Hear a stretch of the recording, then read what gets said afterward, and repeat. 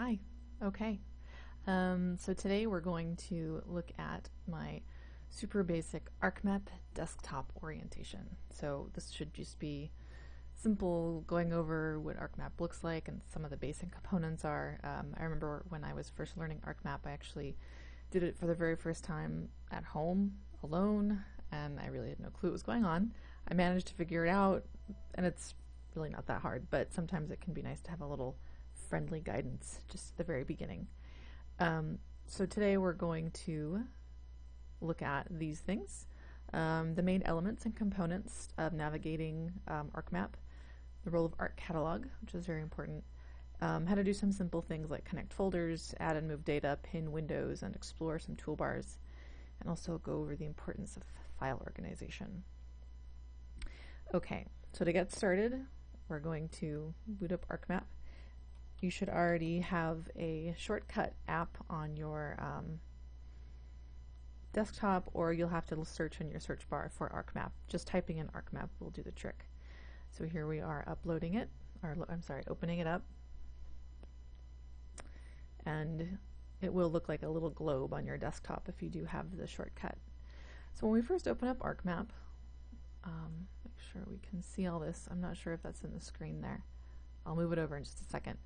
The most important thing here is you're going to have this page. For the most part, you're always going to just open a blank map. If you were going back to a project that you were working on, you could just access it from over here. But for now, we're just going to click blank map and hit OK. And that has our blank map. So now I can move the screen over. Okay, I'm going to just open this up here. So here we go. This is the ArcMap interface. You see we have the title up here. We have our static toolbar. This one never goes away. Right here we have all of our movable toolbars. So these are toolbars that you can move around, you can take them away, you can add to them. In fact, that's one thing I'll go over in a moment. Over here is called the table of contents. This is our main workspace. And over here we have these two tabs to the side, Catalog and Search. I'm going to open up Catalog. I'm also going to click on Search, so you can see these two open up side by side. Right now we're going to stick with Catalog. So we're going to click Catalog, and we're actually going to click this little thing that looks like a push pin. And what that's doing is called pinning the window, and that means it won't automatically shut down. It doesn't shut down, it just closes it. If you have it unpinned, when you go away from it, it collapses. But if you have it pinned, it stays pinned. And then down here is where your tabs open up or move to. So you can go to the search bar.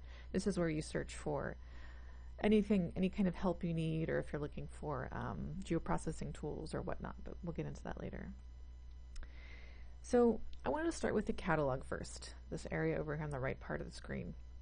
Catalog is incredibly essential to everything you're going to be doing in ArcMap. This is where all the data is stored.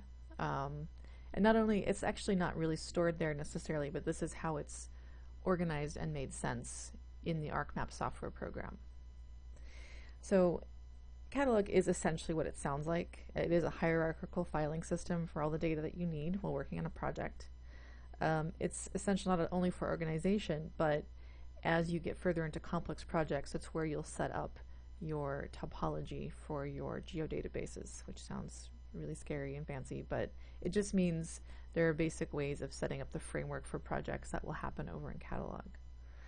And also, you should note that Catalog can be opened up as a separate program in ArcMap. If you go down to your search bar and type in Arc Catalog, you'll come up with an entirely separate program that actually feeds directly into this. So if you were to open it up, work in it, and then come to ArcMap and update it and refresh this window, you would have everything right there that you just did. Okay, so the next element on the screen, I'm going to go over a little more details of the table of contents. I already pointed that out before. But what this is where this is like your active work surface. So while in Catalog we store all of our data and we sort of organize the framework of it, over here is where we move the layers over that we're actively using in our current mapping project.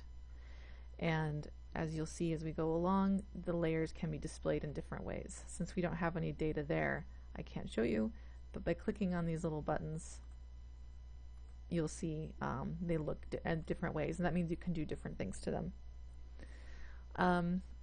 The next thing to look at is up here is this toolbar area. I pointed out earlier this is the static and this is the changeable. Where we can put in new toolbars is by going to Customize, Toolbars, and voila, we have all of these different toolbars that we can put on there. So depending on what we're trying to accomplish, they have different ways and different things you work with, things such as editor, we can do drawing, we can work on raster painting, which is something you might be using. Layout is something we'll be using in a couple of weeks. So these are all the different toolbars that you can use and then move around up here. I'll just click on one to give you an example. So we have our new toolbar that has appeared.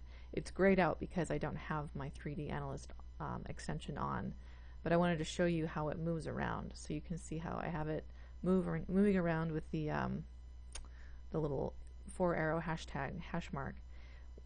What you do is you pull it up and you can dock it. So you can see that you can move things around in that way.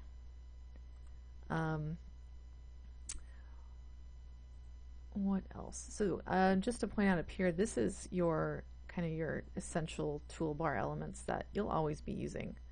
This makes you zoom in, this zoom out, this means you can pan, move it back and forth, the map, and this takes you to a full extent, which means you can see the farthest out that you can possibly see on your map.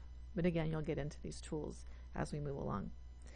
So the next field to point out is this big field in the center. This is where the actual mapping that we see happens. So we have our area where we keep all the files in reserve, the area where we keep the files that we're actively using, and this is the area where the actively used files are displayed and the different kinds of analysis that we're doing show up.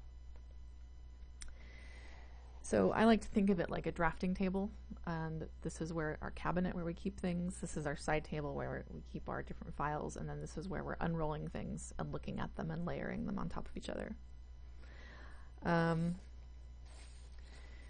There's a few other little things to look at here. Down here in the lower corner, we have you can toggle between a data view and a layout view. If you ever accidentally click that and you're like, what's going on? You can easily go back to data view. Sometimes I remember at the beginning I would click that and feel like I had gotten completely lost. And as you can see, I clicked on layout view and the layout toolbar just magically appeared. So I'm going to go ahead and put it up there. And down here is where we see our units. Because there's no map up, it doesn't show the units, but if I put a map up, depending on what its metadata said that its units were in, it would switch it to down here. And you can also switch that to whatever it is you want, but just know that this is something where you can actually see the coordinates of something. Okay, so let's go back into our catalog, and I'm just going to quickly show you how to do something called connect a file folder. This is something you'll be doing a lot of, so I wanted to show you on my own. You see this button here, connect a folder. What you're going to do, what I'm going to do here is connect to some Shalito data that I have downloaded already. So you can click connect to folder, and hopefully you know where your data is. Usually it's in a download folder. I have some in this GIS folder here. So I have this Shalito chapter 1 data sets. Click the arrow. And this is personal preference. You can connect to this upper folder, this higher in the hierarchy, and that everything you put in that folder will always be connected, or you can connect down further into the set and just go to the one folder you want. I don't know if that makes sense to you, but it will in the future. Right now I'm just going to connect this right here. Click OK. So you can see over here it has now appeared up here under folder connections, and with those pluses and minuses, of course, you can expand and contract the folders. So we see over here, this is what I've connected to down here. I think it is actually, let's see. Yeah.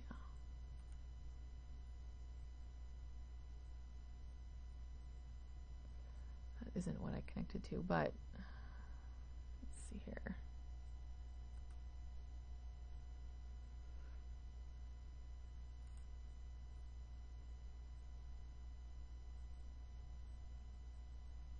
Ah, there it is.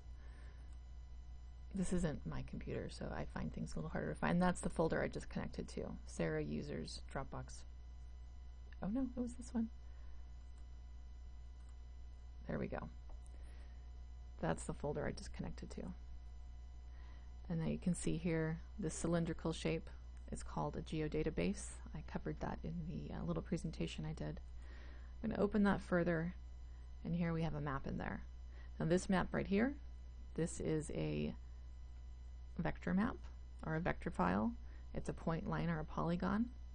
And what I'm going to do is just move it over into the layer. Now this is another shortcut for adding information to your table of contents. So I'm just going to click on it and literally drag it over to my table of contents. And there we go. This is Ohio, and these are all the counties in Ohio. And you can see down here my measurements have changed. It's now in meters. So this is where I'm going to stop for now. I just showed you how to connect a folder, how to find it, or to not like my example, not be able to find it. Hopefully you can be a little bit more organized than myself. Again, I haven't worked off of this computer for a little while since it's not mine. But then this is how you can just easily pull over files. So I will leave it there for now, and I hope you found this useful, and we'll be back next week with another quick tutorial.